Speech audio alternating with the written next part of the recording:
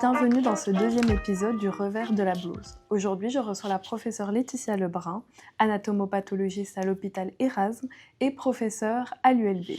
On l'ignore souvent, mais derrière près de 70% des diagnostics médicaux se cache une spécialité médicale très discrète, l'anatomopathologie.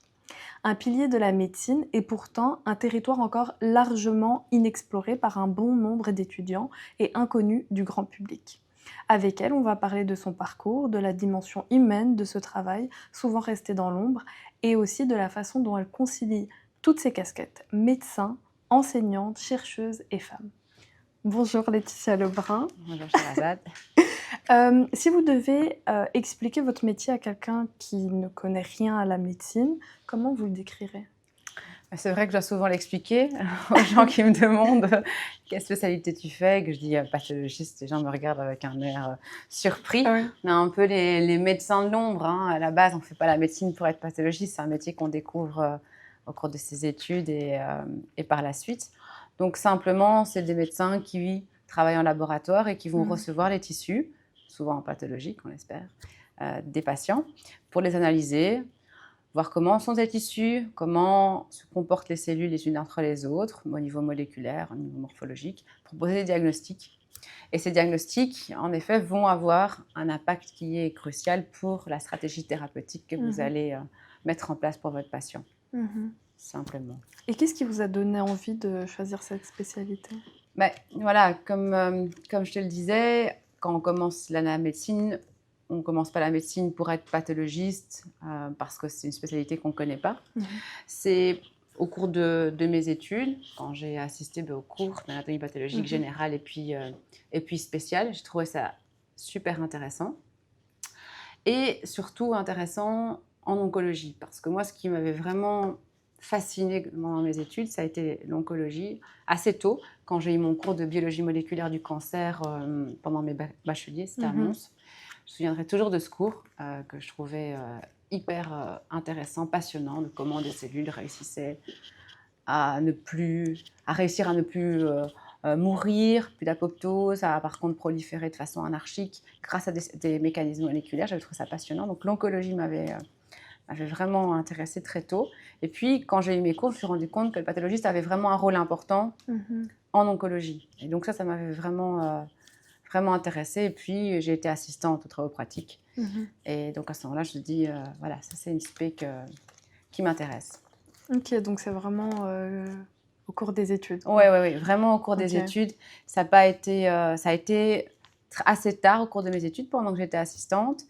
Et je vous avoue que même jusqu'à la fin, vraiment très tard, quand j'ai dû faire mon choix, j'ai longtemps hésité avec la médecine interne parce que c'était l'oncologie, surtout l'oncologie pédiatrique, qui m'intéressait.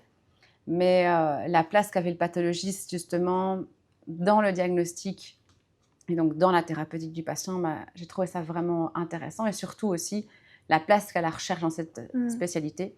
C'est une spécialité où on a accès aux tissus des patients, aux données. Donc, on a une possibilité de faire de la recherche qui est vraiment importante dans notre spécialité. Et ça m'a vraiment intéressée parce que la recherche, c'est toujours quelque chose qui m'a passionnée. Et donc, voilà, tout est pendant mes études, pendant mon assistanat. Et puis j'ai fait mon choix, que je ne regrette pas. Heureusement. Mais du coup, vous aviez de base hésité avec l'oncologie pédiatrique. Ouais. Qui au final n'a pas été choisi. Mais du coup, qu'est-ce qui vous a fait choisir l'anatomopathologie alors que l'autre côté, il y a plus de contact avec le patient et là, il y en a moins. Donc, si c'est pas trop indiscret. Non, justement.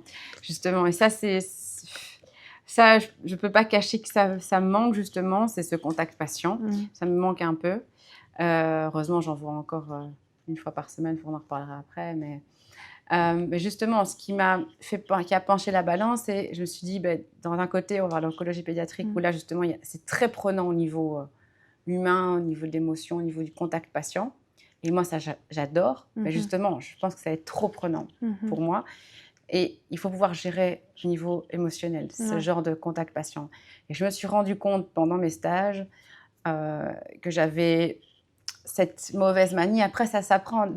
De de m'attacher aux patients. Mhm. J'avais mes petits patients en salle, j'allais leur dire bonjour.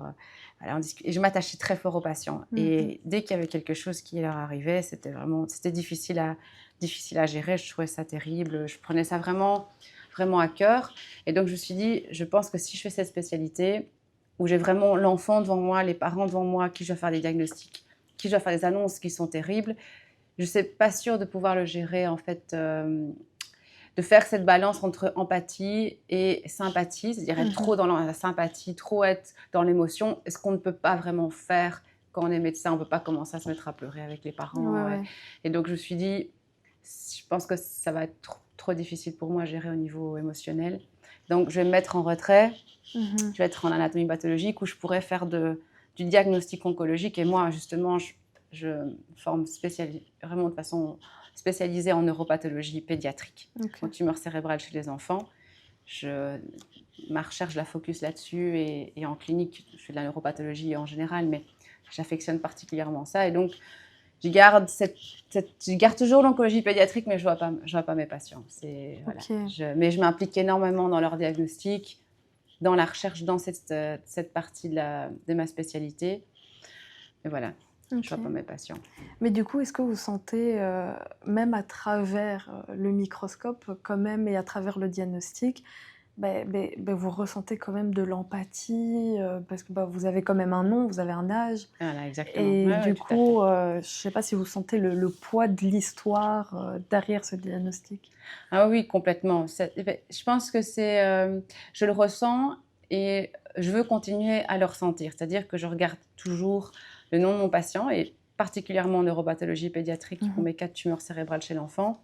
Quand j'en discute avec mes cliniciens, je ne parle pas de mon cas, je parle de mon patient et avec son prénom. Je parle toujours de mon patient par son petit prénom chez les enfants. Je trouve ça en effet plus humain et ça permet en effet de garder notre humanité et de garder le fait en tête que c'est des patients qu'il y a derrière mon cas, que ce n'est pas juste des lames sur un plateau, hein, ce n'est pas juste un cas qu'on va voir à la chaîne. Donc ça, je pense que c'est important. Et en CMO, en concertation multidisciplinaire, où on est tous ensemble, hein, vous savez qu'on se réunit de façon hebdomadaire ou 2 fois par semaine avec toutes les spécialités, les chirurgiens, les pathologistes, les oncologues, et on discute de patients.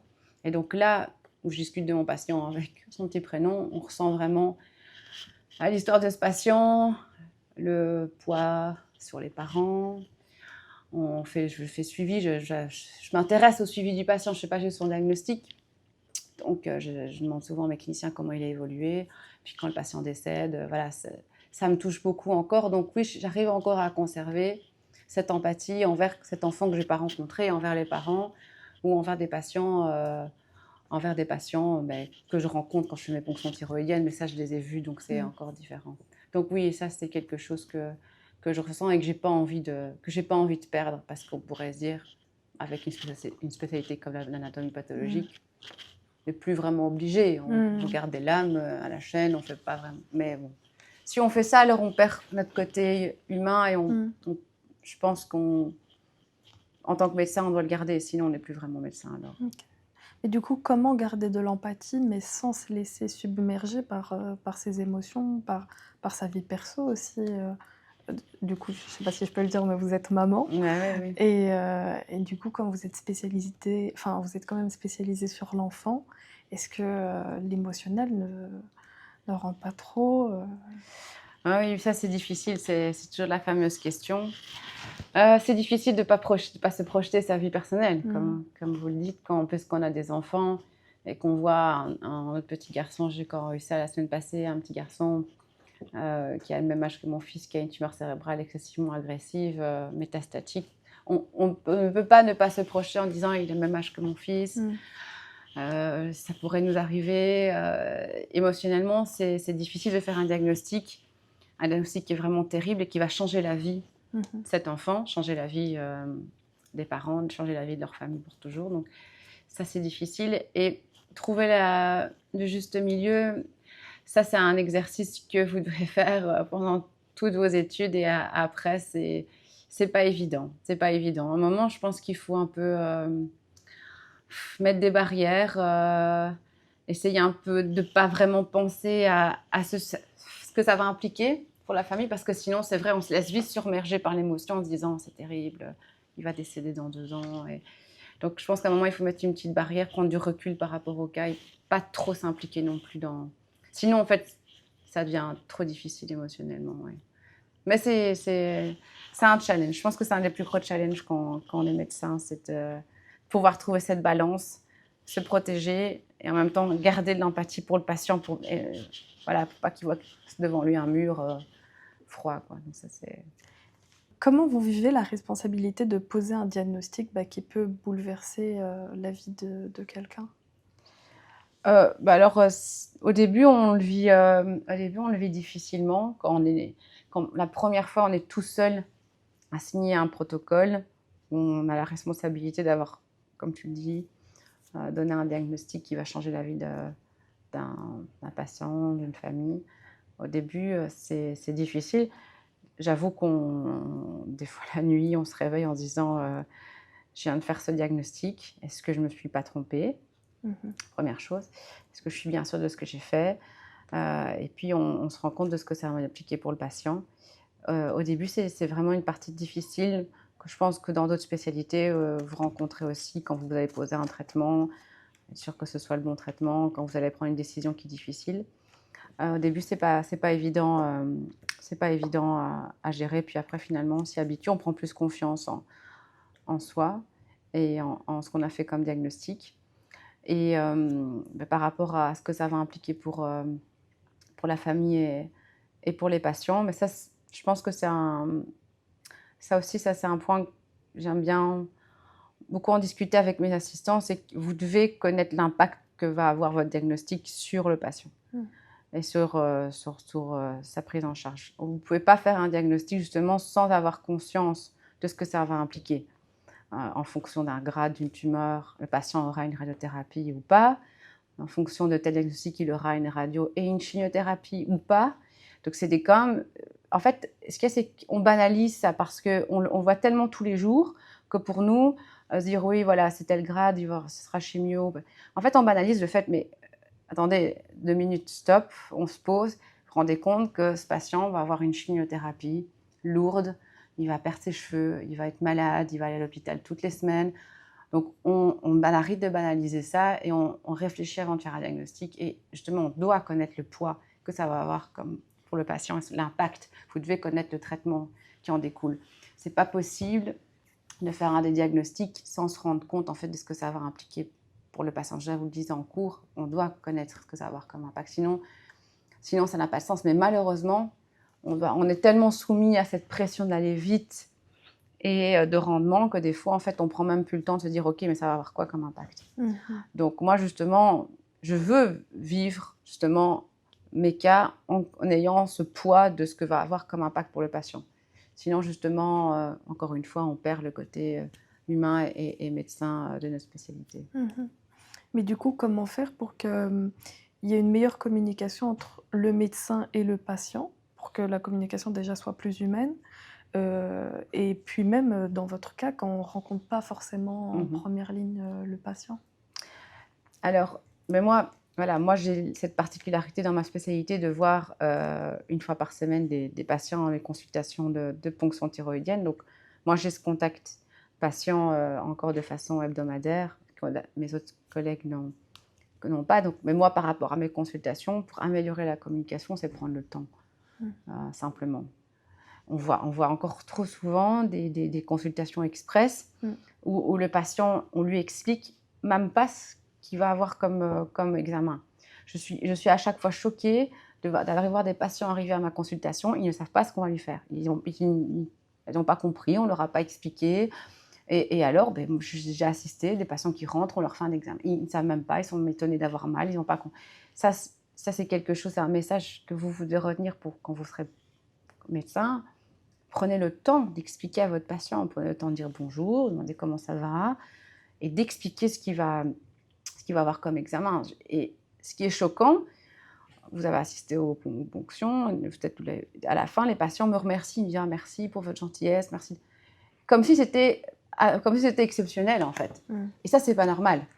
Je leur dis, mais c'est pas normal, on est médecin, c'est notre métier, de prendre le temps de parler, d'être agréable, je pense. Ouais. C'est tellement désagréable d'être à Ouais. l'hôpital.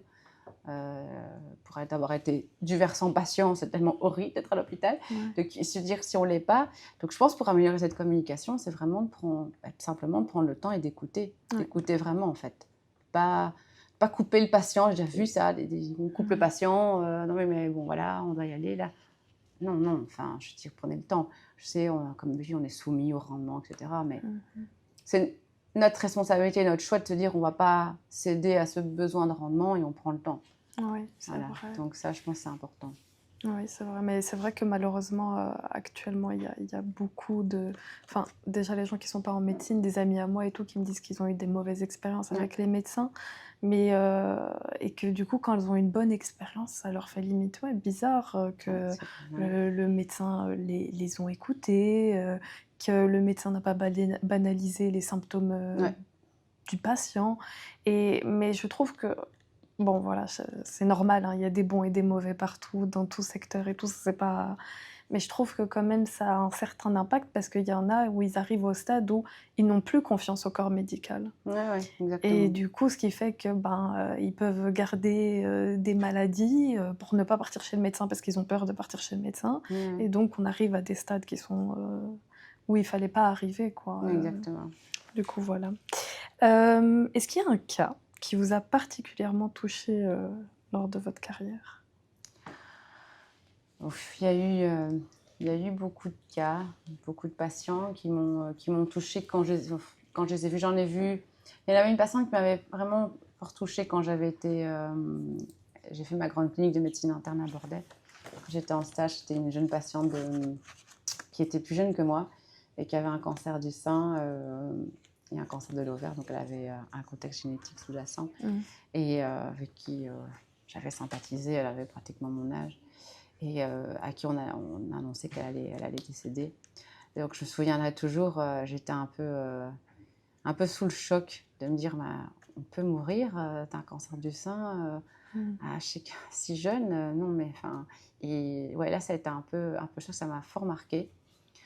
Et puis, évidemment, souvent des cas de tumeurs cérébrales chez les enfants, des histoires terribles qui me touchent. Mais ça, c'est tous les mois, je suis fort touchée par ces histoires chez ces patients qui ont faire des diagnostics qui changent la vie de l'enfant et puis des parents. Donc, c'est vrai que c'est des histoires qui me touchent beaucoup. Et aussi, j'ai eu une patiente encore récemment en consultation de ponction thyroïdienne. Elle m'a touchée très fort. C'était une dame qui venait d'accoucher et qui pleurait à ma consultation parce qu'elle avait eu un cancer papillaire de la thyroïde et elle me demandait si elle allait mourir de son cancer. Et ça, c'était terrible parce que voilà, je suis aussi maman et on n'avait pas pris le temps de lui expliquer en fait qu'elle ne va pas mourir d'un cancer de la thyroïde. On ne meurt pas d'un cancer de la thyroïde. Ouais. C'est parce qu'elle entend cancer en fait. Et donc, mais prendre le temps, donc c'est une consultation qui a duré longtemps. D'habitude, non, c'est prévu 15 minutes, mais là j'ai pris le temps de lui expliquer. Ne vous inquiétez pas, vous allez. Parce qu'elle m'a dit, mais je veux voir grandir mon enfant. C'était terrible, mais personne n'avait pris 2 minutes de lui expliquer. Mais non, on ne va jamais mourir d'un cancer de la thyroïde, ça va être embêtant, le suivi, etc. Et elle m'avait touchée, je l'avais même appelée, parce que je fais d'habitude pas beaucoup, sur son téléphone, savoir comment ça avait été, elle m'avait appelée. Et c'est des gens qui nous touchent. Et c'est pour ça que j'aime bien, en fait, conserver le contact patient, encore une fois par semaine, avec ces ponctions. C'est parce que, en fait, ça nous permet de relativiser aussi ce qu'on perd un peu en ne voyant plus de patients. Ouais, si on n'a plus en fait tout ce retour d'histoire en fait et de ce que ça implique, on est dans notre coin devant notre microscope et on perd un peu en fait cette dimension humaine. Donc voilà, c'était des patients qui m'ont marqué, qui me marquent toujours. Oui, je comprends. Est-ce qu'en fait tout ce que vous me racontez là et tout, ça vous rajoute pas une peur au quotidien quand vous rentrez, vous voyez vos enfants je sais pas moi, ils ont un peu de chair, vous avez eu beaucoup plus peur que... Si, oui, on devient un peu parano. Oui. C'est sûr que ça rajoute, voilà, c'est vrai que ça rajoute de l'anxiété. Moi, j'avoue que si mon enfant commence à avoir un strabisme ou un torticolis, il va faire une IRM cérébrale dans la semaine. Ouais. Mais c'est vrai que malheureusement, ça rajoute un peu Bah, c'est un peu le syndrome, hein, étudiant en médecine ou le médecin, c'est que du coup, on va aussi penser aux choses rares. Dès qu'un enfant a une fièvre ou il tombe par terre, on pense à quelque chose de grave. Mais oui, bon, faut vivre avec. Faut, à un moment, relativiser, se dire, bon, ok, puis en plus, ce que je vois, c'est des choses qui sont rares, c'est juste qu'on est biaisé parce que nous, on est à l'hôpital et on voit évidemment. Mais heureusement, ce pas des choses qui sont fréquentes, donc oui, mais bon, voilà, il faut vivre avec, quoi. Ça va. Je vais passer un peu sur l'horaire. C'est quoi un horaire d'un anatomopathologiste? C'est quoi? C'est un 8-18 heures? Pas du tout, ça dépend des jours. Ça va dépendre, en Ça fait. va Ça va dépendre. dépendre des jours, en fait. Ça va dépendre des jours. Après, c'est une spécialité qui a, surtout depuis la digitalisation, le fait qu'on peut scanner les lames, avoir tout sur notre PC, et on espère aller vers le fait où il n'y ait plus de microscope et juste des PC. C'est comme, du coup, comme les radiologues, c'est-à-dire qu'on peut travailler encore chez nous. Ok, ouais. Bon, ça a du bon et du mauvais. Du bon, bah, ça veut dire qu'on peut partir plus tôt, continuer à travailler à la maison si on a un problème. Après, ça ramène le travail à la maison. Ouais. Donc ça, c'est... Mais bon, ça permet quand même de pouvoir travailler à domicile. Et donc, ça va dépendre des jours, en fait. Ça va dépendre des jours, ça va dépendre des réunions, ça va dépendre des extemporanées, ça va dépendre des cartes. Donc, sinon, oui, c'est plus ou moins un horaire classique avec des jours où on finit plus tard parce qu'il y a extempo ou les extempos qui sont tardives ou ce genre de choses. Donc, ouais, c'est plus ou moins ça. Et vous arrivez à trouver un équilibre entre vie perso et vie professionnelle? Ah ben, on doit. Parce que vous prenez, comme vous avez dit, le boulot à la maison, donc... Ouais. Ça, c'est le challenge, et un gros challenge que j'ai, que je dois encore mener parce que oui, c'est difficile. On ramène le travail à la maison, on s'est occupé. Je pense que c'est important de se dire, ok, on arrive à la maison, on ne regarde plus notre téléphone. Donc c'est vraiment un conseil, c'est si vous pouvez avoir l'occasion plus tard, c'est d'avoir un téléphone pour le travail et un téléphone perso. Comme ça, vous éteignez le téléphone pro quand vous êtes à la maison et en vacances. Sinon, en fait, comme maintenant, on a accès à tout partout. Sur mon téléphone, j'ai accès à tous mes mails, j'ai accès à tout. Donc, en fait, on a accès à tout partout. Et donc, on est sur le téléphone, on ne se rend pas compte, on va regarder un mail qu'on a reçu. Et donc, ça, c'est vrai que ça, c'est un challenge. Et c'est pas évident. Je dois avouer, c'est pas évident. J'essaie, quand j'arrive, de plus regarder, puis de recommencer à travailler quand mes enfants dorment. Mais c'est quand même un gros challenge et que vous aurez aussi parce qu'on est super connectés sur tout et donc c'est pas évident. C'est pas évident. Surtout quand on est très pris, par contre, qu'on adore son travail. Ouais. Alors, on n'a pas envie de lâcher, si on a une demande d'impatience. Mais il faut se protéger un minimum, quoi. Sinon, sinon c'est difficile. Ok, donc le plus grand conseil à donner aux jeunes étudiants en médecine, c'est que plus tard, mettre son téléphone de côté quand on rentre et déconnecté. Voilà, c'est ça. Et si du coup, vous avez votre téléphone avec vous, prenez un téléphone différent pour le travail. Ouais. Surtout pour vous, cliniciens, je sais que les patients deviennent de plus en plus aussi très, très demandeurs d'avoir des contacts avec les médecins. Il faut, mais de façon modérée. Sinon, c'est avec WhatsApp, etc. Les patients vous envoient... Même moi, qui vois qu'une fois, les patients nous envoient des WhatsApp... Ah ouais? Ah oui. Okay. J'ai mal là, c'est un peu gonflé, qu'est-ce qui se passe à 22h? Donc c'est... Ouais, maintenant on est tellement connectés, tellement accès à tout, on a accès facilement aux données de tout le monde. Donc oui, ça c'est quand même un conseil. Ça va vous permettre de vous protéger. Sinon, oui, ça peut, quand on est un petit peu, on peut être sujet à faire des burn-out un peu. On peut vite faire un burn-out et que ce soit pas le top pour la suite. Ouais. On va passer sur des questions un peu plus perso. Est-ce que petite, vous vous imaginez déjà médecin ou bien pas du tout? Alors, petite, j'ai voulu être médecin très tôt. J'ai eu la série Urgence, en fait. Ah ok. Je trouvais ça incroyable. Ah, c'est vraiment à partir de la série? Vraiment. Au début, j'ai eu la série Urgence et je trouvais ça waouh, ces gens, ils sauvent des vies. C'est incroyable, disaient les gens. Je trouvais ça exceptionnel. Je voudrais avec Georges Clooney, cette vieille série là. Je sais pas quel âge j'avais et j'ai trouvé ça incroyable. J'ai dit à ma mère, je veux être médecin. Et du coup, c'est resté. Mais avant ça, je voulais pas faire médecin. Moi, jusqu'à, je sais plus quel âge je devais avoir, mais avant, moi, je voulais faire l'égyptologue. Ok. J'ai toujours été passionnée par l'Égypte, par l'archéologie. Je voulais faire égyptologue parce que j'adorais Indiana Jones. Ok. Donc c'est vraiment toujours lié au film et aux séries. Et donc, voilà, exactement. J'ai toujours été une grande cinéphile. Donc, là, Indiana Jones, je dis, ah, c'est incroyable. Donc, du coup, voilà. Et puis après, je me suis dit, ah, non, non, non, pas égyptologue. On n'aide pas assez les gens. Et donc, puis après, je me suis dit, ouais, c'est vrai que ça a l'air passionnant. Et donc, voilà, j'ai plus jamais lâché la médecine. Ok, du coup, tout ça grâce à la série Voilà, Urgence. grâce à la série Urgence. Voilà, non, mais c'était très, très tôt. Ma mère m'avait laissé devant la télé trop tôt, je pense, mais très tôt, j'ai voulu faire médecin. Et puis, je me suis rendu compte que c'était un effet passionnant et qu'on pouvait faire de la recherche. Parce que la recherche, ça c'est vrai que très tôt aussi, ça m'a intéressée. Donc oui, voilà. Ok. Vous savez tout comme ça. Qui a été votre plus grande source d'inspiration dans votre vie? Ah, ça, c'est l'ancienne prof d'anatomie pathologique, Isabelle Salmon. Ça a été ma plus grande source d'inspiration. C'était ma promotrice de thèse, c'était mon mentor. C'est elle qui m'a demandé d'être assistante aux travaux pratiques. Je me souviendrai toujours pendant mon examen d'oral d'anatomie pathologique. C'était un examen oral à l'époque. C'était très bien passé. Donc elle m'a demandé à la fin, est-ce que tu voudrais être assistante? Et du coup, elle m'a appris la majorité des choses que je connais en anatomie pathologique pour le moment. Et elle m'inspire toujours. Donc, je pense qu'il faut avoir des figures comme ça auxquelles on peut s'accrocher. C'est important. Et j'espère que vous en rencontrerez parce que quand on en rencontre, ça nous accompagne tout le long de notre cursus et c'est un sorte de pilier comme ça. Donc, ça, c'est important. Donc, ouais, ça a été elle qui m'a inspirée. Ça va. Quel conseil reçu un jour vous accompagne encore aujourd'hui?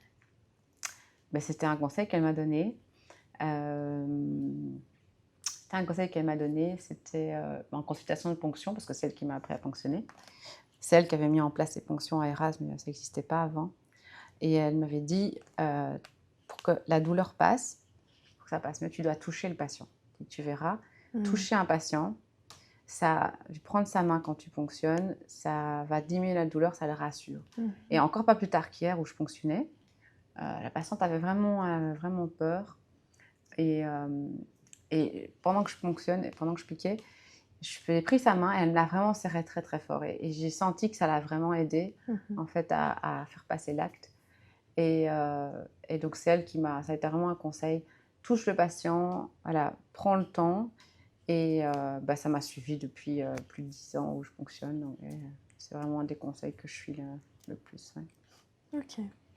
Est-ce qu'il y a une habitude ou un petit rituel que vous avez au travail et que vos collègues connaissent bien? Ah, un rituel ou une habitude? Oui, je ne sais pas si c'est vraiment une habitude ou un rituel, mais mes collègues savent que je ne mange pas sur le temps de midi. Je ne prends pas le temps de manger. Je ne suis pas toujours en train de te dire, bon, on va aller manger, mais en fait, moi, je passe ma journée dans mes cas et puis, en fait, je n'ai pas mangé. Donc, ils savent bien que, sauf chaque fois, c'est ce qu'ils font. Alors, avant, tout le monde se moquait de moi parce que j'avais toujours des carottes, des pommes, que je grignotais la journée. Puis là, j'ai abandonné et du coup, donc, ils savent que c'est une sorte d'habitude un peu bizarre où ils savent que je ne mange pas. Je survis, ça va. Ça va. Est-ce qu'il vous arrive encore d'être ému dans votre travail, même après toutes ces années? Oui, ça toujours. Ça va. Ça toujours, oui. Et comme je le disais avant, je veux continuer à être émue. Je veux continuer à être touchée. Je ne veux pas perdre ça. Parce que quand je serai si un jour je suis plus émue ou par des patients, par des histoires, là il y a quelque chose qui s'est passé. C'est ce qui permet encore de me sentir humaine et pas un technicien devant des lames. Donc ça, je pense que oui, tous les jours, enfin, toutes les semaines en tout cas. Qu'est-ce qui, dans votre métier, vous donne encore envie de vous lever le matin avec le sourire? J'adore ce que je fais. J'adore ce que je fais parce que je trouve ça passionnant. Ce qui me donne envie, c'est quand j'améliore la prise en charge du patient, c'est-à-dire en allant vite, correctement poser un diagnostic le plus vite possible pour, surtout chez les enfants. Et que je vois qu'en concertation multidisciplinaire, la rapidité, la prise en charge du cas a fait que le patient a pu être traité correctement, vite, et que pour la suite, ça se passe bien. C'est ce qui me permet de me lever le matin. Et puis surtout la recherche, tout ce que je fais à côté. Parce qu'il y a toute la clinique dont on a parlé aujourd'hui, mais il y a tous mes projets que j'ai à côté de recherche. Et ça, c'est ce que j'adore dans l'académique, c'est toutes les possibilités qu'on a de pouvoir faire de la recherche à côté, d'aller à des congrès, ce genre de choses. Ça, c'est vraiment quelque chose qui me motive, de me former, de continuer de me former et de faire de la recherche aussi à côté. Ok. Et au fil de votre parcours, y a-t-il une anecdote drôle ou surprenante qui vous revient souvent en tête ou qui vous revient là tout de suite Une anecdote drôle. Peut-être pas maintenant en tant qu'anatomopathologiste, peut-être pendant les stages quand vous étiez étudiante. Moi aussi, j'ai quand même une anecdote drôle, c'est parce que ça revient souvent, c'est vrai, parce que moi, je vois les patients avec mes consultes de ponction. J'ai déjà eu ça plusieurs fois. Hein. C'est que le patient, il me voit arriver dans la pièce, il est un peu en se disant, bon, ok, c'est elle qui va faire ma ponction. J'ai déjà eu plusieurs fois, chaque fois mort de rire, le patient qui me dit, vous avez déjà fait ça c'est votre première fois, je sais pas. Alors maintenant, peut-être un peu parce que je commence à avoir beaucoup de cheveux blancs, donc les gens commencent à se dire, ouais, ok, elle n'est pas toute jeune. Mais avant, ils me regardaient en se disant, c'est qui C'est une étudiante. Et plusieurs fois, on m'a dit, vous êtes étudiante en médecine. Alors moi, j'adorais enchaîner, aller entrer dans leur jeu. Et là, à chaque fois, je leur dis, vous inquiétez pas, vous êtes juste mon deuxième patient.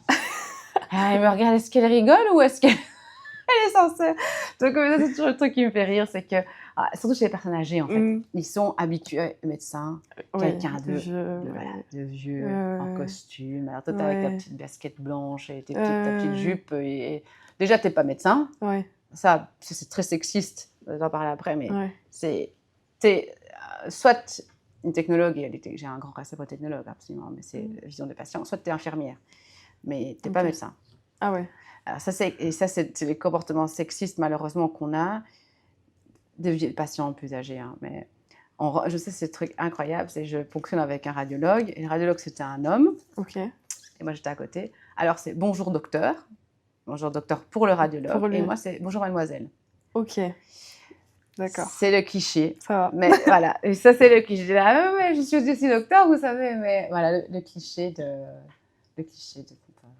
Ok, donc il y a quand même des comportements encore sexistes jusqu'à l'heure actuelle. Ah quoi. oui. Mais ça c'est... faut pas se leurrer, il y en a encore, Ouais. ça c'est sûr. Alors, de la part des patients, de la part d'entre collègues, évidemment aussi. Hein. Ça, il y a... Ah, il y a aussi. Oui. Ça, il y a... Et puis, dans vos stages, moi je me souviens en stage, malheureusement, encore des remarques et des comportements sexistes envers les jeunes étudiantes qui sont en stage. Faut dire ce qui est. On a déjà eu des remarques, j'ai déjà eu des remarques en stage en tant qu'étudiante qui sont totalement déplacées.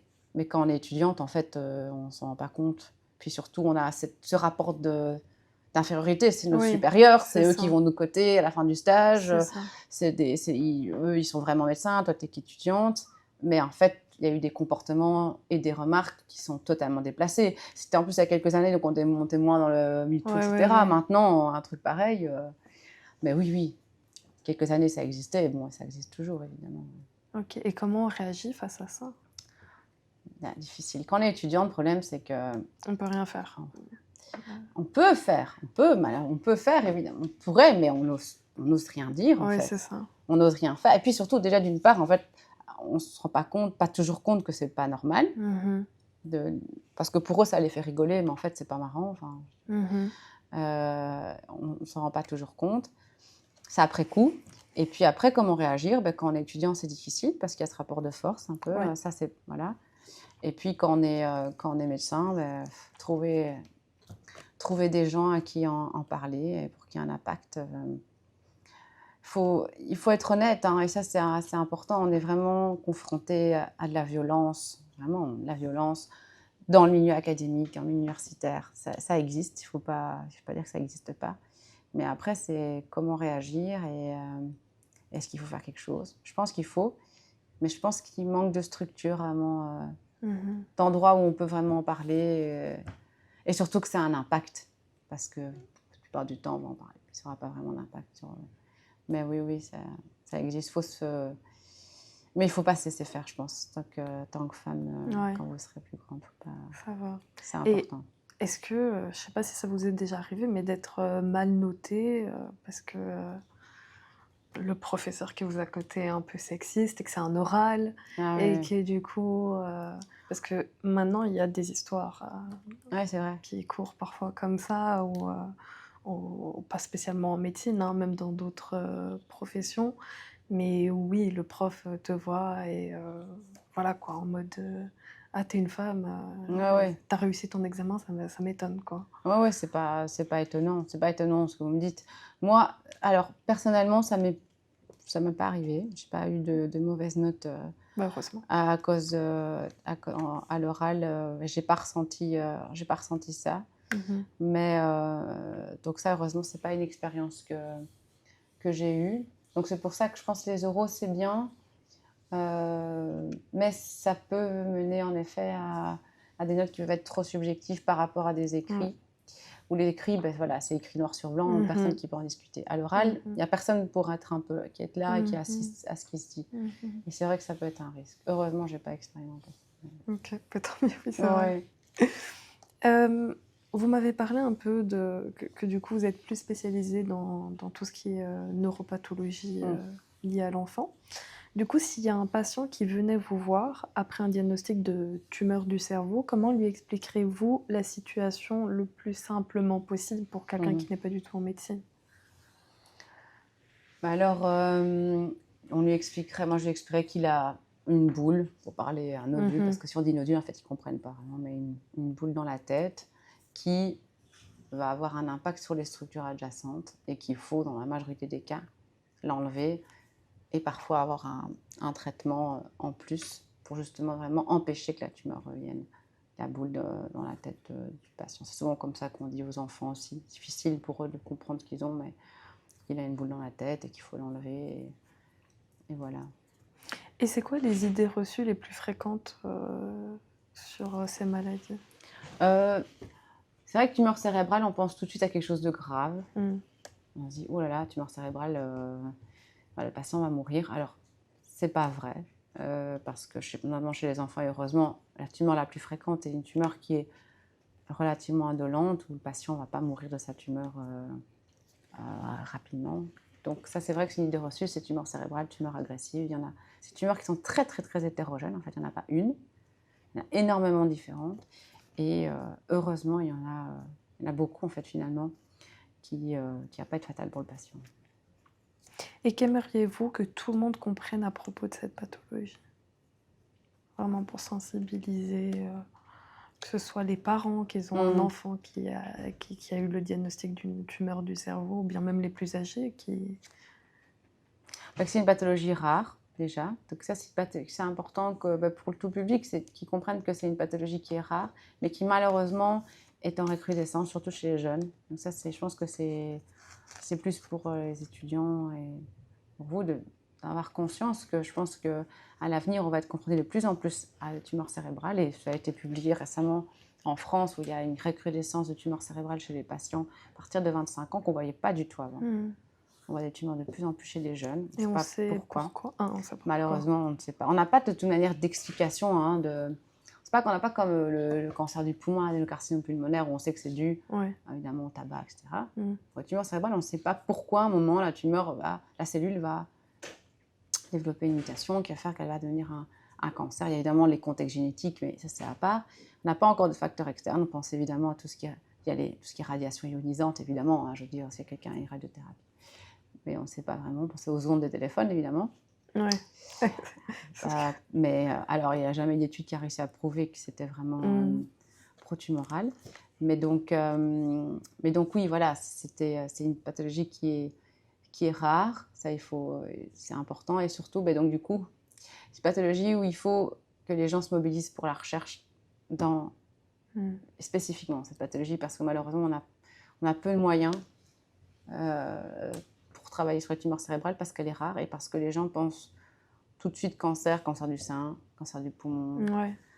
Et donc, là, il y a énormément de soutien pharmaceutique, énormément de soutien financier, mais et puis on a des pathologies comme la tumeur cérébrale où finalement, c'est un peu des parents pauvres, on n'a pas assez de soutien pour la recherche dans ces pathologies. Donc ça, c'est un point qui est vraiment important. Aussi pour les étudiants, il faut se mobiliser pour avoir des bourses, pour avoir de l'argent pour travailler sur ces tumeurs, parce que je pense qu'on va en avoir de plus en plus. Ouais. Ok. Par rapport à votre côté, votre casquette enseignante, qu'aimeriez-vous transmettre à vos étudiants au-delà du savoir médical, scientifique? Et ça, je ne sais pas si vous l'avez ressenti pendant votre cours, et j'essaie voilà, enfin, ça fait en tant qu'assistante et puis cette année en tant qu'enseignante, mais que vous gardiez votre esprit critique, analytique. Pourquoi? Parce qu'en fait, on est quand même dans une ère un peu de super technologie. Technologie, l'intelligence artificielle, la Ouais. ChatGPT. Maintenant, moi, je n'ai pas été confrontée à ça quand j'étais étudiante, mais si je me mets à ma place, si j'avais eu ChatGPT, je ne sais pas si je me serais autant, voilà, autant donné l'énergie pour rédiger quelque chose. C'est tellement facile de dire traitement de texte, ça, c'est incroyable. Super technologie avec les analyses, le séquençage, la moléculaire, etc., etc. Donc, on a plein de choses. Et donc, avec ça, je trouve qu'on perd un peu notre esprit critique, notre esprit analytique, parce qu'on a toutes ces aides à côté. Et ça, c'est quelque chose que je vois chez mes assistants plus jeunes aussi, c'est qu'ils reçoivent un cas, ils ne vont pas réfléchir au cas en termes d'épidémiologie. C'est en cours, j'ai insisté beaucoup. Vous avez une pathologie, vous avez un nodule dans un poumon, vous réfléchissez d'abord en termes d'épidémio, qu'est-ce qui est le plus probable que ce soit, avant de commencer à dire, OK, j'ai un patient qui a un nodule, je vais lui faire un PET scan, enfin plein d'examens. Non, il faut garder un esprit critique, vous réfléchissez en termes d'épidémie, en termes de statistiques. Je dis à mes assistants ici, et puis vous demandez les techniques après. Vous ne faites pas l'inverse, vous n'avez pas commencé à demander plein, parce qu'on a tellement accès à plein de choses, plein d'immunomarquages, plein d'analyses moléculaires, demander à ChatGPT. Enfin non, d'abord vous réfléchissez, vous gardez un esprit critique, et après vous demandez vos techniques en fonction. Parce que sinon, en fait, enfin, on devient un peu bête, quoi. C'est un peu bête, c'est vraiment très radépaqueré de dire ça, mais on devient un peu bête, je trouve, on réfléchit plus vraiment. Et ça, c'est quelque chose auquel on est confronté aussi en clinique, des cliniciens qui nous posent des questions par rapport à un cas où ils parlent de diagnostic, mais qui n'ont aucun sens par rapport à la présentation clinique. Il faut réfléchir à un moment. Donc ça, je pense que c'est quelque chose que j'espère pouvoir transmettre, c'est juste garder un esprit critique. Et puis, ça aussi, ça j'ai assez répété, garder votre humanité, quoi. Ne cédez pas à ce que vous allez être confronté plus tard, c'est-à-dire à la demande d'être hyper rentable. Ça, vous le voyez bien en vos stages. Ne cédez pas à ça, quoi. Il y en a plein. Ouais. En tant qu'étudiant, je peux vous dire, il y en a déjà. C'est vrai? Ouais. Vous pensez déjà ça, non? Oui, il y en a déjà. Ouais, mais c'est terrible, quoi. N'oubliez pas, c'est pourquoi vous avez fait ce métier, quoi. C'est pour le côté humain. Ne cédez pas à ça. Sinon, c'est à un moment, je pense vous arriverez dans votre vie en se disant, mais qu'est-ce que je fais, en fait? Ouais, mais je pense que chacun a ses raisons de pourquoi il s'est lancé en médecine. Je trouve que médecine, il faut quand même être un petit peu peut-être faux pour se lancer dans un parcours qui est aussi long. Mais je pense que chacun a été motivé par des raisons différentes et que comment trier après, c'est difficile aussi. C'est vrai. Parce qu'en soi, là, ils ont fait un examen d'entrée où il y a la partie éthique, empathie et tout. Pourtant, tout le monde l'a réussi. Mais c'est bien sûr qu'il y a, je sais pas moi, quelqu'un qui a un diagnostic de psychopathe qui est passé au travers. Parce que on a déjà vu. on a juste à cocher, c'est tout le temps les mêmes questions et ça passe pour tout le monde, quoi. Donc voilà, c'est un peu compliqué, mais ça, je pense que c'est dans tout métier aussi. Bon, là, on est dans un métier qui est plutôt humain. Bah oui. Mais je pense que dans tout métier, il y en a qui, chacun a ses raisons, l'argent, la notoriété, je sais pas moi. Non, chacun a ses raisons. C'est vrai que on va pas faire tous médecine pour aider les autres et pour être là pour les autres, hein, même si bon, je pense qu'à la base, voilà, c'était pour ça, mais oui, c'est sûr. Mais moi, je pense qu'il faut garder son côté humain. En tout cas, si vous voulez être un bon médecin pour le patient, il le ressent de toute manière. On voit bien, ils ressentent bien des médecins en effet qui sont là, mais qui ne sont pas là pour avoir de l'empathie pour le patient. Mais du coup, est-ce que vous pensez que la nouvelle génération de médecins, elle porte un regard différent sur la relation humaine en médecine, ou bien c'est la même chose qu'à votre époque ou l'époque avant vous C'est difficile, hein, c'est difficile à dire, ça. Est-ce que vous allez porter un regard différent? Je pense que vous allez vivre, en tout cas, cette relation différemment parce que on a l'intelligence artificielle qui est là, qui est de plus en plus présente. Donc déjà, vous posez votre question, ok, on parle que l'intelligence artificielle va nous remplacer, va remplacer les médecins. Quelle place moi je vais avoir par la suite? Donc je pense que vous allez être confronté à des challenges dans votre quotidien et donc vous allez devoir revoir votre relation par rapport aux patients. Ce que vous voyez différemment, ça je ne sais pas. Honnêtement, je ne saurais pas dire. Je ne saurais pas dire. Je pense que vous le verrez peut-être différemment parce que vous allez avoir des aides, en tout cas, que nous, on n'avait pas eu, c'est-à-dire l'intelligence artificielle, etc. Mais quelque chose que vous ne devrez pas oublier, en tout cas, c'est que l'AI n'emplacera jamais le côté humain que vous aurez. Ça ne remplacera jamais la chaleur humaine. Et donc, ça, c'est un point important que vous devez garder en tête, je pense. Ouais. Ok. En tant qu'étudiant en médecine, on sait qu'il peut y avoir parfois certains clichés ou préoccupations concernant l'anatomopathologie qui peuvent du coup émerger notamment au moment où on fait notre choix de spé. Je voulais profiter de l'occasion pour en aborder deux avec vous. Ouais. Déjà, dans votre pratique quotidienne, diriez-vous qu'une certaine routine s'installe ou bien que les cas restent quand même suffisamment variés pour éviter une forme de lassitude? Parce que je sais qu'entre nous, étudiants en médecine, là, actuellement, j'en connais personne autour de moi qui veut déjà faire un napat, quoi. Parce Ouais. qu'on a le truc de mais tous les jours tu refais la même chose. Ah ouais, c'est Est-ce que terrible, c'est ça. vrai? Est-ce que c'est pas Je n'ai vrai? pas réussi à vous convaincre. Je suis trop triste. Bon, allez, pour l'année prochaine. Prochain challenge. Ah non, non, moi, en effet, si ça avait été tous les jours la même chose, ça, c'était... Pour moi, il y a des spé en médecine où j'ai fait des stages et en effet, rhume, tous les jours, impossible. Moi, ça, c'était... Il faut des gens qui... Moi, Oui, oui. donc, justement, dans la pâte, c'est tous les jours différents. Alors, pourquoi? Je voulais enseigner, il y a des classifications de l'OMS, de l'Organisation mondiale de la santé, qui sont revues tous les 2-4 ans, qui sont revues. Et à chaque fois, des nouvelles entités qui sont introduites. Et en fait, tout maintenant vu, des nouvelles analyses moléculaires, etc., toutes les semaines, tous les mois, toutes les semaines, vous avez des nouvelles entités qui sortent de tumeurs, parce que nous, on fait partie de l'oncologie, avec des nouveaux drivers moléculaires. Et en fait, c'est des nouveaux challenges tout le temps. Parce que vous devez, ok, il y a une nouvelle entité qui est sortie, donc du coup, il faut que je repense à cette nouvelle entité. Donc finalement, une classification où vous aviez 10 tumeurs différentes, vous en avez 150 après. Et donc en fait, vous avez des tumeurs, et on ne voit pas tout le temps la même chose, où le diagnostic différentiel avec une tumeur, une nouvelle entité, se pose à chaque fois. Et donc tous les jours, en tout cas ici, on a de la chance, on a vraiment des beaux cas, on a des cas qui vont être différents, surtout quand on fait des spé différentes, comme tous les pathologistes, on ne fait pas qu'une chose.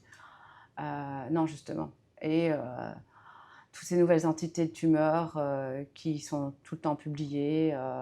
Au congrès, on a tout le temps des nouvelles entités. C'est ça qui fait la beauté de notre métier. C'est que des nouveaux drivers moléculaires, puisque nous, on fait la moléculaire quotidiennement aussi avec des biologistes. Ça, c'est aussi passionnant. Donc, justement, on est vraiment une spé où il y a tout le temps quelque chose de nouveau Et justement, il faut pouvoir s'accrocher et rester curieux. Donc ça, oui, en tout cas, ça, pas du tout. Pas du tout. Comment percevez-vous l'évolution du métier, notamment avec l'automatisation de certaines tâches, la numérisation des lames, ou encore l'utilisation de l'intelligence artificielle dans le diagnostic? Du coup, pour vous, c'est quoi votre avis par rapport à ça?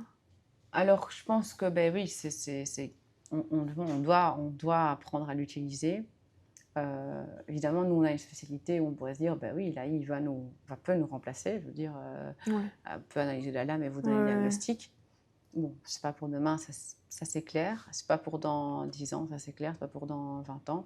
Pourquoi? Parce qu'on doit analyser énormément de données, on doit les intégrer, et ça, pour le moment, on n'a pas encore d'outil qui le fait. Les outils qu'on a actuellement en AI, moi, en tout cas, c'est quelque chose que je trouve ça utile. Ça permet de réaliser des tâches qui sont, par contre, là, très embêtantes, voire, je sais pas moi, analyser des immunos comme le Ki-67 et donner un pourcentage, j'avais donné en cours. Ça, honnêtement, ça n'a aucune plus-value intellectuelle.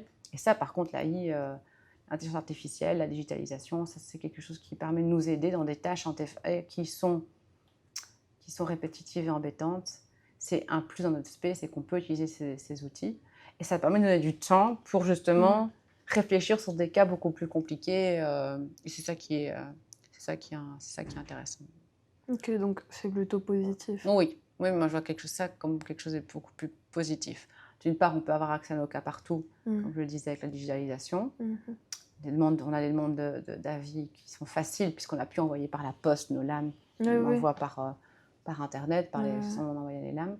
Mais on avait vu ça en cours. Oui, voilà, je l'avais montré.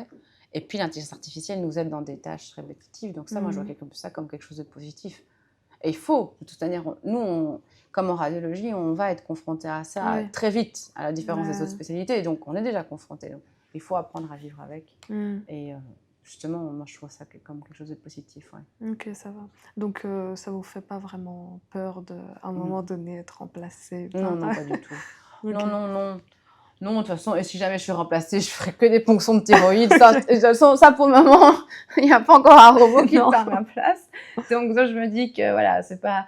Mais non, ça me fait pas peur. Je pense ça va être des outils, vraiment, comme je l'ai montré en cours, qui vont vraiment nous aider pour des choses vraiment répétitives, mais nous remplacer pour le moment. Et je pense que c'est pas une peur que d'avoir les étudiants d'aller vers des spé comme morphologiques comme la radio ou la napath à cause de ça, parce que c'est pas pour demain qu'on...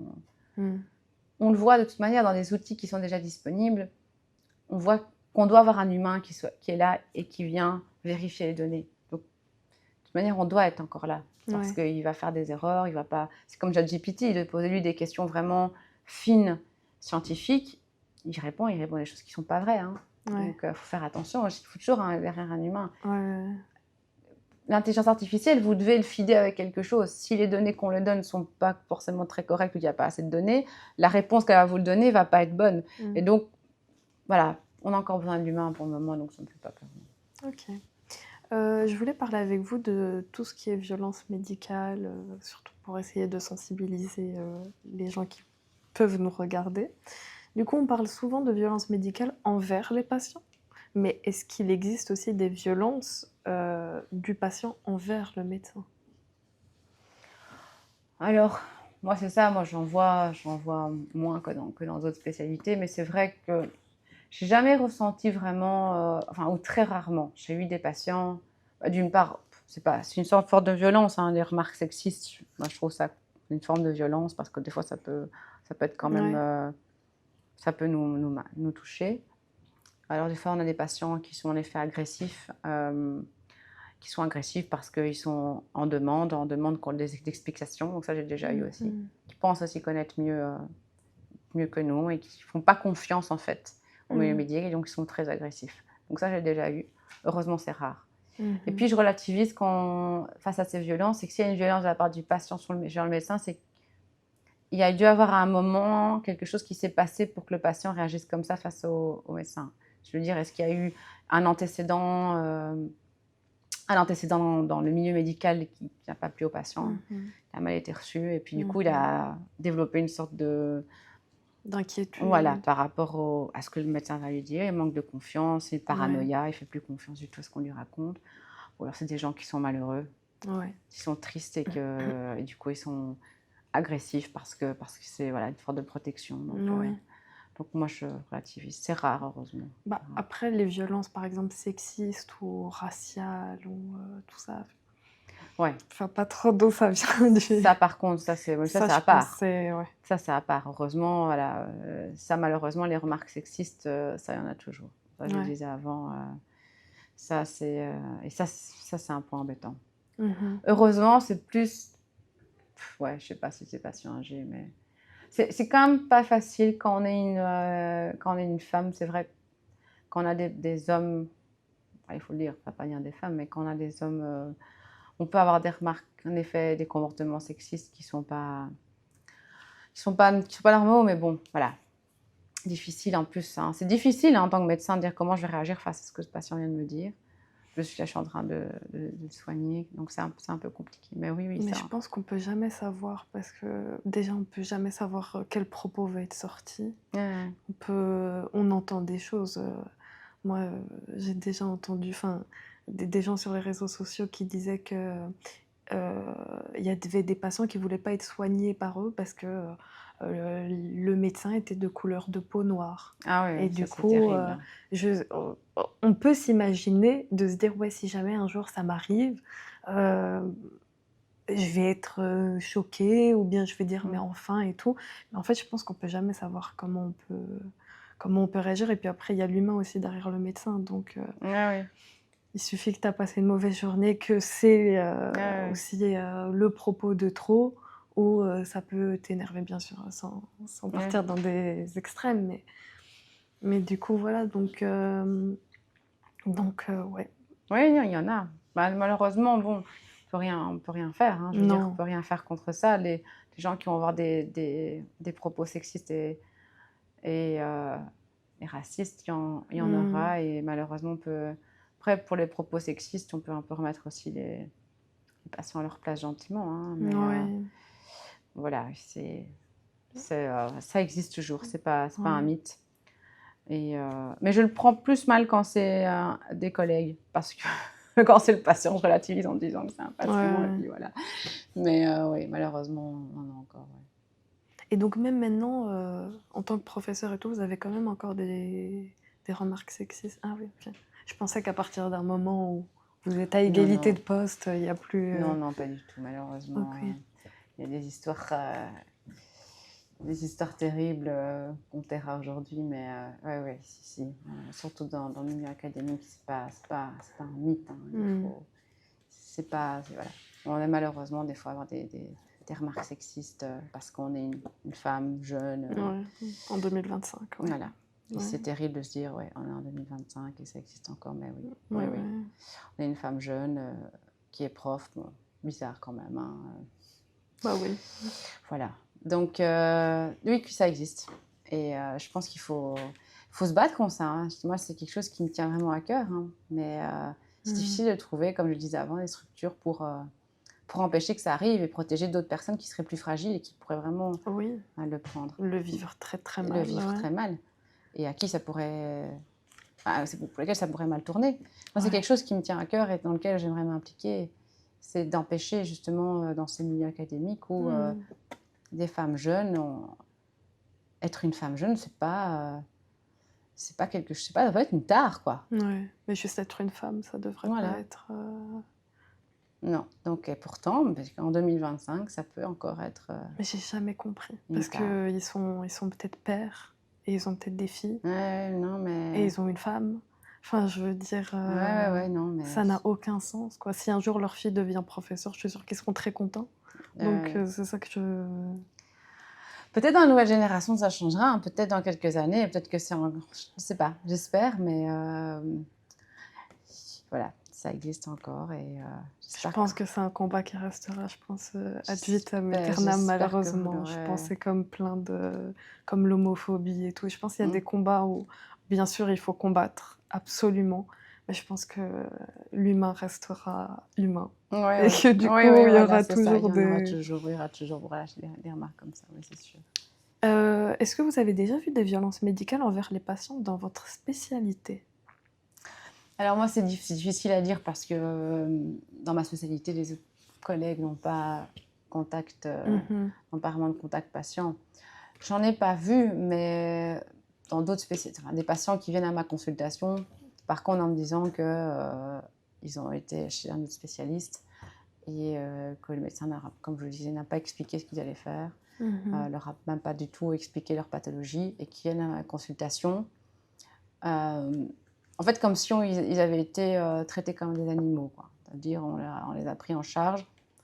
Souvent, c'est des patients âgés, hein, vous voyez, patients âgés, pas très en bonne forme physique, patients, malheureusement, et ça c'est terrible, patients âgés, pas très en forme, dans les milieux sociaux faibles, patients, malheureusement, très très vite pris en charge, hein, ça va très très vite, ça j'ai déjà assisté, c'est terrible. Hein.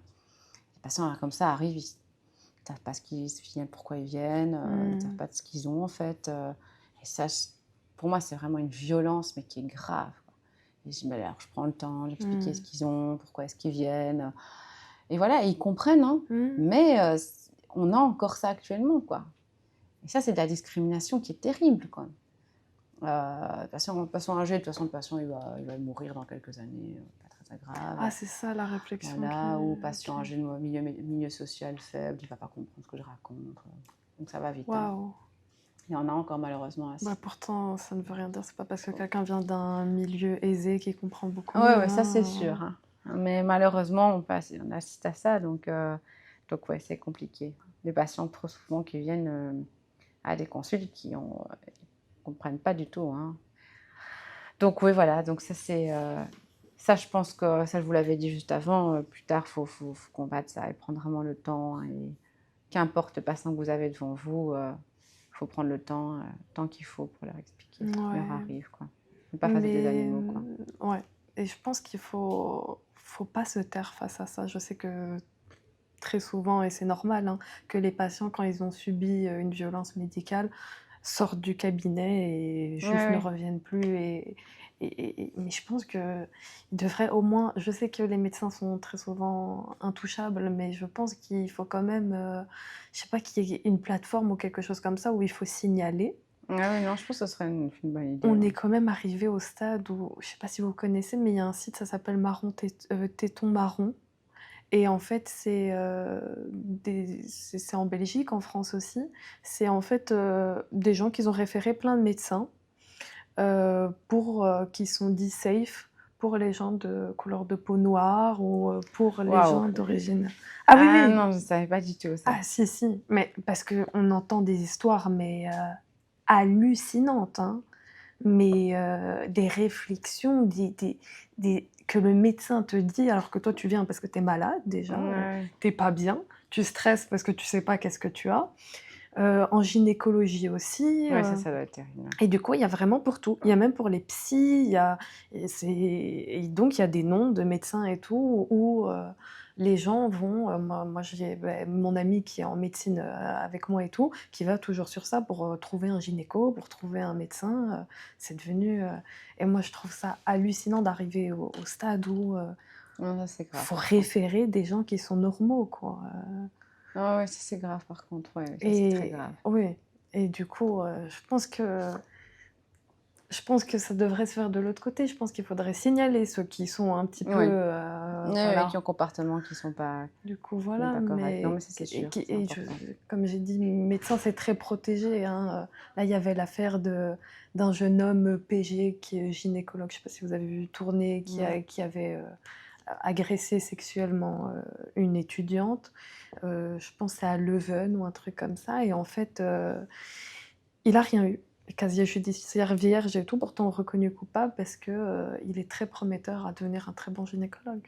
Ah ouais, ça c'est terrible. Et encore une fois en 2025, quoi. Donc, je sais pas. Et il n'y a nulle part, en fait, parce que moi, ma copine, quand elle m'a dit « Ouais, moi, la gynéco, elle m'a dit ça et tout, j'étais choquée et tout, elle m'a fait mal, etc. » et tout. Pourtant, je lui disais, bah, pourquoi tu te plains pas et tout. Elle m'a dit bah, « Je vais me plaindre, je vais aller où ?» Ouais, c'est ça. Et en fait, c'est vrai.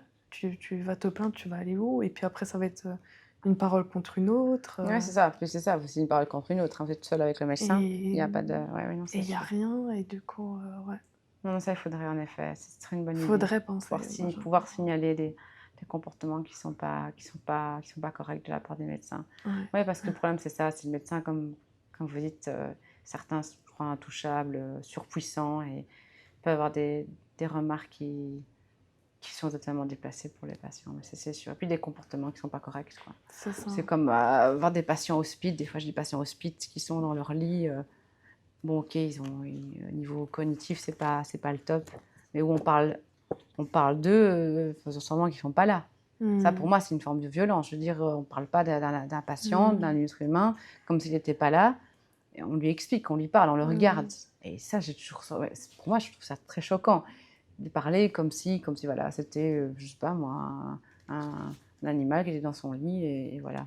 Donc ça, je trouve ça, il faut vraiment être sensible à ça et lutter contre ça. Je pense Ouais. Mais après, on nous apprend pas vraiment ça pendant les ouais, études, mais hein. c'est ça le problème. Et je pense qu'on devrait un petit peu plus axer sur l'aspect humain, au moins un petit cours, hein, Ouais, mais c'est sûr, j'ai déjà fait la remarque. mais ou même, on nous montre des cas et on dit: «OK, tu fait quoi?» et te dire: «Non, ça, c'est pas bien et tout, faut faire comme ça et tout». Enfin, Ouais. apprendre.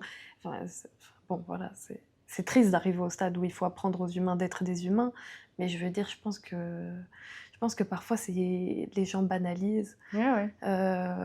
Les gens, je dis pas que forcément les gens qui font ça sont des gens mauvais dans leur vie, personnelle, hein, ça n'a rien à voir, mais je pense il y a le fait de banaliser, tous les jours tu travailles. Par exemple, je sais pas moi, en médecine générale, le patient te dit: Ça», OK, c'est un rhume. Je vais Mmh. pas, c'est plié en deux trois, alors que peut-être que le patient, il veut rester un peu plus longtemps, te parler d'autres choses et tout Et pourquoi? C'est parce qu'on n'a plus le temps. Les gens ne prennent plus de temps de rien. ouais. On veut Bah, aller vite pour tout. il y a pas assez de médecins aussi. Ouais. Ouais, mais il faut prendre le temps. Je veux dire, il ne faut pas céder au fait qu'on n'ait plus le temps. Ouais.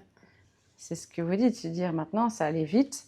On va pour ça. Et je veux dire, moi, j'ai déjà eu des patients à ma consulte qui sont restés une demi-heure parce que le Mmh. patient commence à pleurer après la ponction. C'est disproportionné par rapport à la douleur. En fait, il venait de perdre son mari. Mmh. Elle avait besoin de parler. Mmh Je mh. peux pas dire, je peux pas m'imaginer de lui dire bon voilà, je suis désolée, là voilà, moi j'ai pas le temps, Mmh mh. je fais ça. Non, il faut prendre le temps.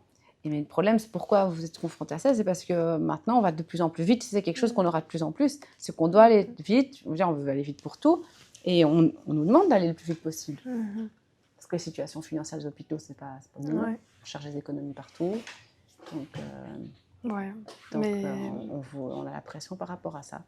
Mais il faut pas céder.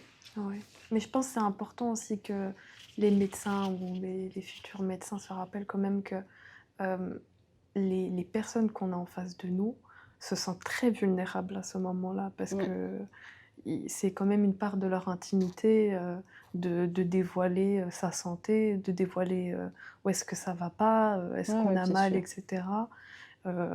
Donc ouais, il faut se rappeler aussi que la personne, le pas qu'elle fait envers toi, heu, ça lui doit aussi beaucoup de sa personne. Genre Ouais. elle s'ouvre à toi, c'est pas rien quand même, dans la vie de tous les jours, on n'a pas ça, hein, et du coup voilà et se dire que OK, la personne, je sais qu'elle est vulnérable devant moi, beh, je vais essayer de lui former un petit cocon pour qu'elle comprenne que cet échange est sincère et que cet échange est bienveillant et que je vais essayer de l'aider au maximum, de mes capacités, quoi et ça, je pense que les gens oublient ça. Je pense que les gens se disent, voilà, un patient, il vient parce que, je sais pas moi, il a des condylos, bah, voilà, c'est bon, il descend le pantalon, nin ça va vite, quoi.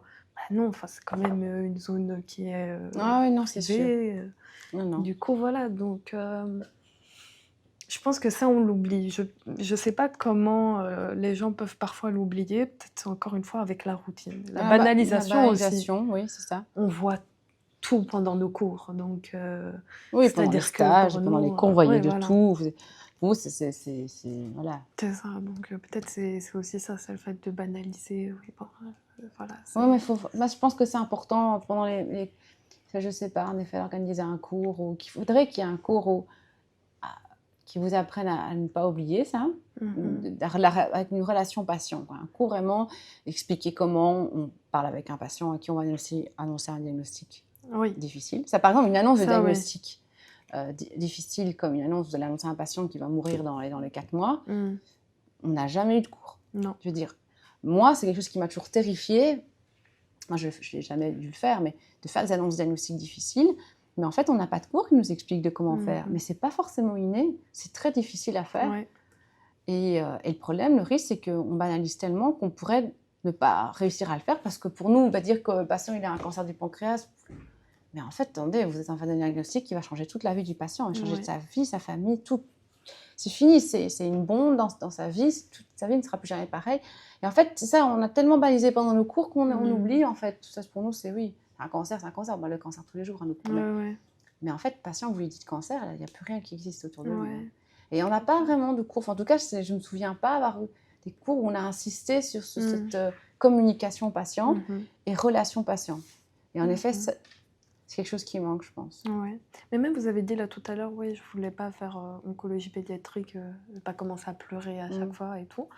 Bah, vous savez, moi, je vois pas vraiment le mal de quand tu donnes un diagnostic qui est difficile, que ça peut, ben, tu peux être ému et tout. Je vois pas forcément le mal d'un médecin. Je dis pas qu'il va commencer à hurler et du coup voilà, mais moi, je vois pas ce mal. Il y a rien qui nous dit qu'on n'a pas le droit, enfin qu'on doit être froid devant le patient et tout. C'est sûr. Il y a rien qui nous dit qu'on peut pas verser une larme et tout parce que ça nous touche, parce qu'il y a quand même, faut quand même se remettre en contexte que c'est quand même, on est un être humain et qu'on a un être humain en face de nous et on lui dit, bah là peut-être tu vas mourir bientôt. Donc c'est sûr qu'on empathie et qu'on se dit, bah en fait, waouh. Ça aurait pu être ma mère, ça aurait pu être ma sœur, ça aurait pu être mon père, n'importe qui. Mais... Et donc, non, moi, je vois pas le mal de pleurer devant un patient. Je vois même pas le mal de, si jamais le patient est pas bien, de le serrer dans ses bras et tout. Je vois pas, en fait, qu'est-ce qui dépasse cette limite. Et du coup, voilà, je veux dire, dans tous les cas, si je suis émue, quand il va partir, je vais quand même verser une larme. Donc, Oui, non, c'est sûr, c'est sûr. Bah, c'est pour se protéger aussi soi, hein, je veux dire. C'est dur après, quotidiennement, en prenant trop les choses à cœur. oui, ça c'est sûr. Ça doit être, c'est juste, il y en a qui vont le gérer mieux que d'autres, je pense, ça c'est sûr. Après, oui, verser une larme devant les patients. Il y en a qui le verront, voilà, je ne sais pas comment ils le verraient, est-ce qu'ils le verraient bien ou pas, ça va dépendre de ton patient. Mais en tout cas, si, la façon dont tu vas vivre cette expérience, ça va être quand même important pour ton quotidien. Si ça te touche trop, tous les jours, ça va être un moment... Non, mais si tu es en oncologie, et ça, je dis pas, mais... Et moi, je suis admirative de ces gens, vraiment, de ce qu'ils font, parce que tous les jours, être confronté à ça... Ouais. Mais du coup, moi, c'est vrai que j'avais été un peu marquée par le fait qu'il y en avait beaucoup qui étaient, du coup, très, très froids. C'est excessivement bien. Je pense que c'est pour se protéger. Mais en fait, c'est ça, c'est simplement une protection. Parce que sinon, c'est pas possible, en fait. Non. Sinon, en fait, tu vas pas y arriver. Tu vas vraiment être tu vas faire un burn-out et tu vas alors vraiment pas être bien et arriver chez soi en ayant pleuré, ça va pas aller, hein, après. Donc, ouais, voilà. Ça va. Du coup, pour vous, c'est quoi un soin qui est juste et humain?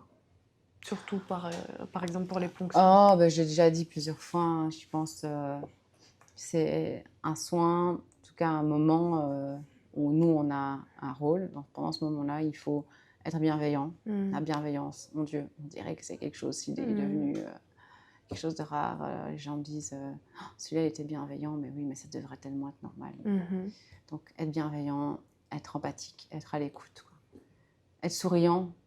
Sourire simplement, ça fait tellement du bien aux patients, ils sont tellement contents de voir le pouvoir d'un sourire, c'est incroyable, hein, de toucher, évidemment de façon raisonnable, il y en a qui n'aiment pas quand il y en a mais quand quelque chose de mal, puis vous le sentez si un patient a besoin ou pas, hein, ce feeling, on voit s'il y a des patients qui ont besoin, mais ça, c'est vraiment, pour moi, c'est le soin juste pour un patient. Ouais.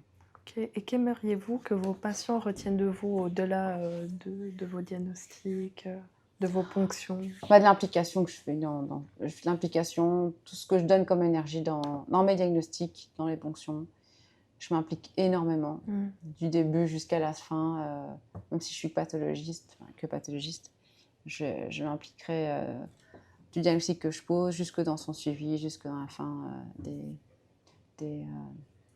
jusqu'au moment où on a le suivi du patient, la guérison ou pas. Donc ça, j'espère c'est la façon dont je m'implique. Et j'espère que je transmets en tout cas un peu de bienveillance. J'espère être bienveillant avec eux. Ouais, ils reviennent et ils sont souvent contents, donc ça va. C'est ce que j'espère qu'ils vont retenir de moi en tout cas. Ouais. Ok. Si vous devez laisser un message à tous ceux qui nous écoutent, patients, soignants, étudiants, quel serait-il?